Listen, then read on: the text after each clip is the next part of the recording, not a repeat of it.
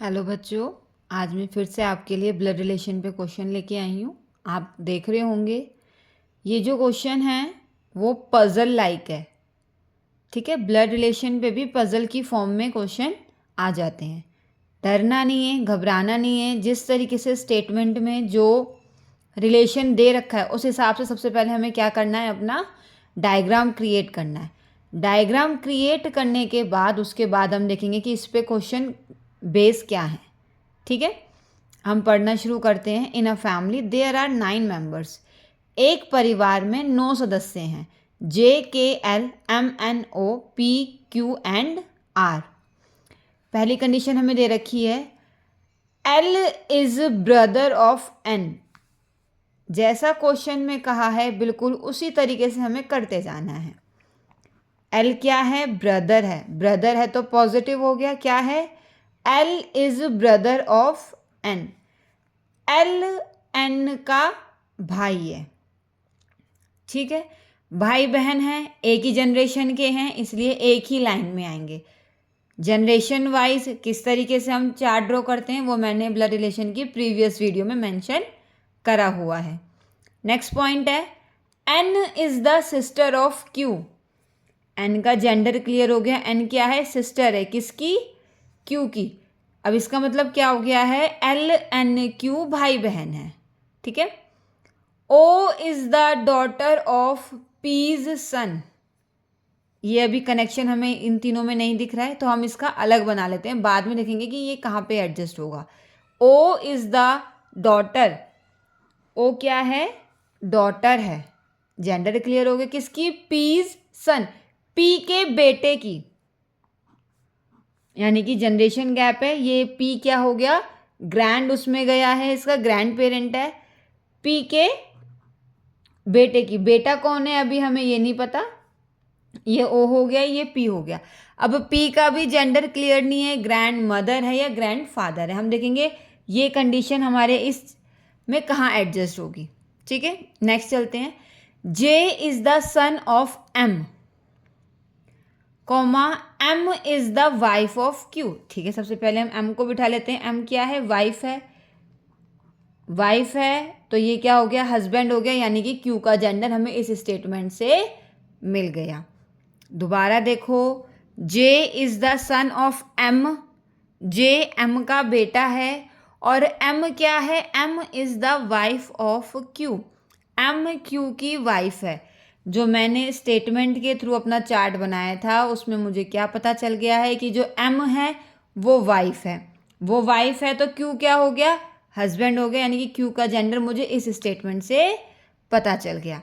अब जे क्या है? जे इज द सन ऑफ, सन है तो नीचे वाली जनरेशन में जाएगा और पॉजिटिव से हम इसको मेंशन करेंगे।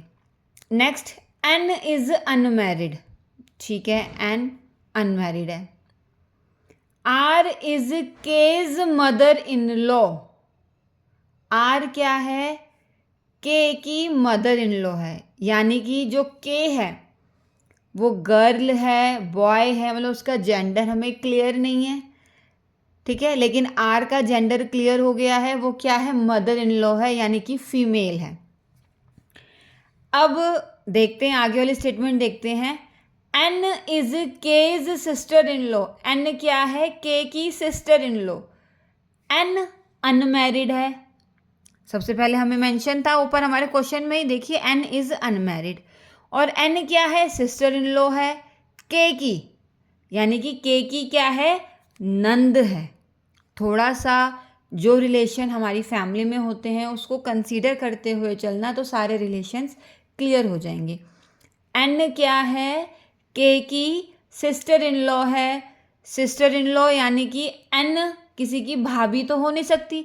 भाभी क्यों नहीं हो सकती? क्योंकि वो अनमैरिड है। अनमैरिड है तो वो किस में जाएगी?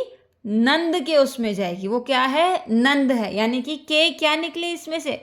अब एन के दो भाई हैं, एल और क्यू। क्लियर है ना? एल और क्यू क्या है? एन के भाई। अब क्यू तो मैरिड है, अनमैरिड कौन सा हो गया? एल हो गया। तो बाय डिफॉल्ट के किसकी वाइफ हो गई है? एल की। आगे बात समझ में। और आर क्या है, आर मदर इन लॉ है के की मदर इन लॉ है, तो आर क्या हो गया है, इनकी मम्मी हो गई है। हस्बैंड की मम्मी तो मदर इन लॉ होगी ना। बस के वाली लाइन दोबारा से सुनो, बड़े ध्यान से सुनो।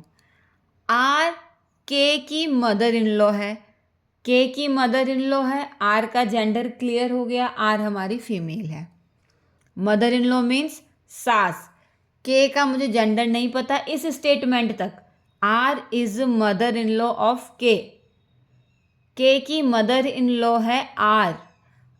इस स्टेटमेंट से आर का जेंडर क्लियर हुआ है कि आर हमारी क्या है, फीमेल है।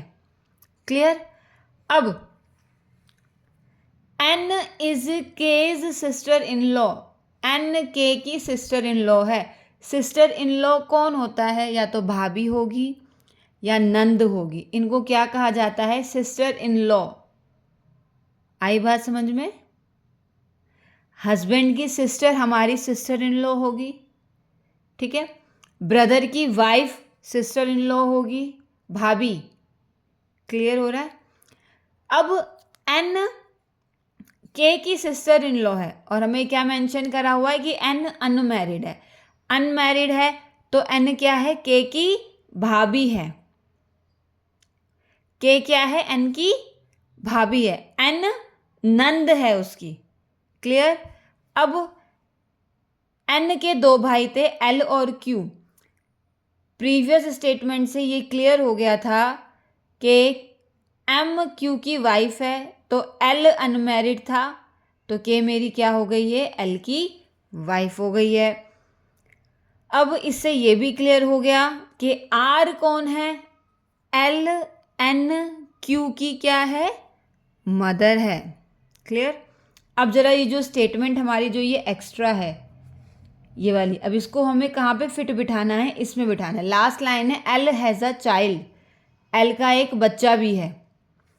तो ये स्टेटमेंट देख रहे हैं, देखिए इसको पढ़िए। O is the daughter of P's son, P K बेटे की डॉटर है, दूसरे बेटे का तो बच्चा है ही। एक बच्चा किसका बच्चा, ये वाला।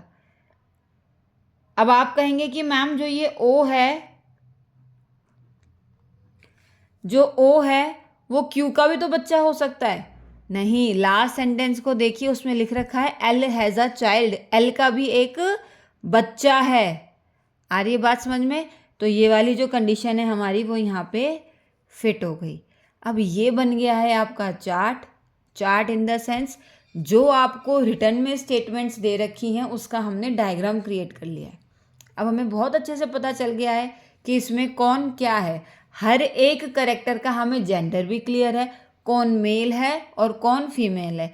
अब इस पे बेस हमें कोई भी क्वेश्चन आ सकता है, हम इजीली आंसर दे सकते हैं। बस मेन बात क्या है, चीज़ों को समझ के कनेक्ट करना है। क्लियर। अब इस पे बेस आपका फर्स्ट क्वेश्चन है, how many female members are there in the family. परिवार में फीमेल सदस्य कितने हैं, कैलकुलेट कर लीजिए। जिसके ऊपर माइनस है वो फीमेल है, जिसके ऊपर प्लस है वो मेल है। 1 2 3 4 5 कितने मेंबर्स हैं आपके, 5 फीमेल मेंबर्स हैं। क्लियर। अब देखो सेकंड क्वेश्चन क्या है, आपको थोड़ा सा एक्स्ट्रा कंडीशन दे रखी है। If T is brother of O, T क्या है, ओ का भाई। ओ का भाई है तो इसके साथ इसी जनरेशन में आएगा, प्लस साइन के साथ आएगा। देन हाउ इज के रिलेटेड टू टी, तो के का रिलेशन टी से क्या है देखते हैं। के कौन है, एल की वाइफ है। एल कौन है, ओ का पापा है। एल पापा है तो के मम्मी हो गई ओ की। और अगर ओ के मम्मी पापा के एल हैं तो टी के मम्मी पापा भी कौन होंगे, के एल होंगे। तो के का रिलेशन पूछा है तो आपका आंसर हो जाएगा इसमें मदर। और अगर एल का रिलेशन पूछा होता टी से तो आपका आंसर हो जाता फादर। नेक्स्ट है, how is L related to O. लो नेक्स्ट क्वेश्चन ये आ गया कि एल का रिलेशन ओ से क्या है, इसका आंसर आपका हो जाएगा फादर। क्लियर।